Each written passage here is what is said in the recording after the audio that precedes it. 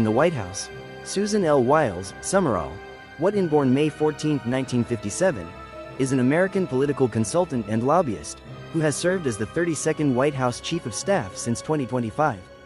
Wiles graduated from the University of Maryland, College Park, in 1978. While attending university, she began working for New York Representative Jack Kemp. Wiles later worked for Ronald Reagan's 1980 presidential campaign in his scheduling office, in the White House Office of Scheduling and Advance, and for Raymond J. Donovan, the Secretary of Labor. Susan L. Summerall was born on May 14, 1957, in Lake City, Florida. She was the first child of professional football player Pat Summerall and Katherine Jacobs. Yes, that Pat Summerall that you listen to calling the football games on CBS.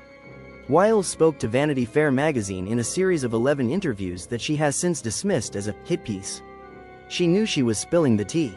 The real power behind the throne. Susie Wiles is not your typical political staffer. A veteran operator with roots in old-school campaign mechanics, she's the White House Chief of Staff. But this December 2025, a rare, candid Vanity Fair profile blurred the lines between backstage strategist and headline maker, and the result shook Trump world to its core. Vanity Fair journalist Chris Whipple spent months interviewing Wiles. The profile wasn't a soundbite. It was a full frontal portrait, raw, unfiltered, and flanked by stark, unretouched photos that embarrassed even seasoned political hands.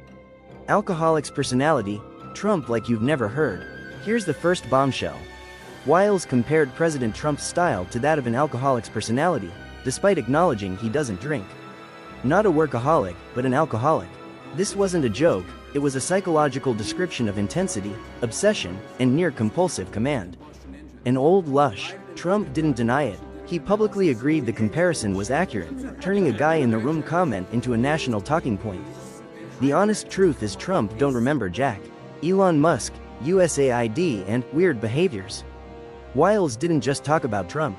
She openly criticized Elon Musk for how he dismantled USAID, calling the moves chaotic and even suggesting erratic personal behavior, including claims about ketamine use while in government roles.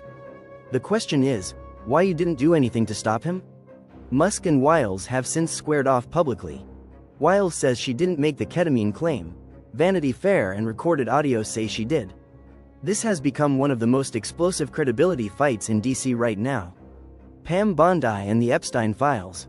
In another jaw-dropping moment, Wiles called Attorney General Pam Bondi's handling of the Jeffrey Epstein files a whiff, saying there was no client list, and that Bondi had misled the public. Yes, Bondi lied to the public. This is more than office gossip. It directly contradicts official narratives about one of the most sensitive political scandals of the past decade. J.D. Vance and conspiracy politics. Wiles didn't pull punches about her own teammates. She labeled Vice President J.D. Vance a conspiracy theorist with political origins. She said his loyalty was real, but framed in entirely political terms, not ideological ones. In Washington, calling your VP a conspiracy theorist on record is close to career suicide, yet no public firing has happened. That tells you how high her mustard is right now. The fight over January 6th pardons. Wiles reportedly urged restraint on blanket pardons for January 6th rioters, a stance that later softened. These remarks affirmed deep internal debates over policy and perception, fallout and damage control. After the articles hit, Wiles called Vanity Fair a disingenuously framed hit piece. Trump and his closest allies rushed to defend her on national media. Cabinet members praised her loyalty and steadiness, even those she criticized. This public pivot is rare. Chiefs of staff traditionally stay out of the spotlight, because when they're headlines, something inside the administration is slipping, not clicking. Why this matters? Here's the thing. Wiles isn't just spilling tea. Her comments reveal that internal power struggles over policy direction, image, and who actually runs the show. Public contradictions on critical issues like Epstein, pardons, and executive power. A White House on camera, and on tape, in a way that very few modern administrations have allowed. If you want to understand the real engine of Trump's second term, not the press releases but the personality conflicts and power plays behind closed doors, this Vanity Fair profile is the clearest roadmap we have so far. Coming up in the next video, did Susie Wiles just write her own exit memo? We analyze her quotes for signs she's walking a political tightrope, and why Washington insiders say her position is now more fragile than ever.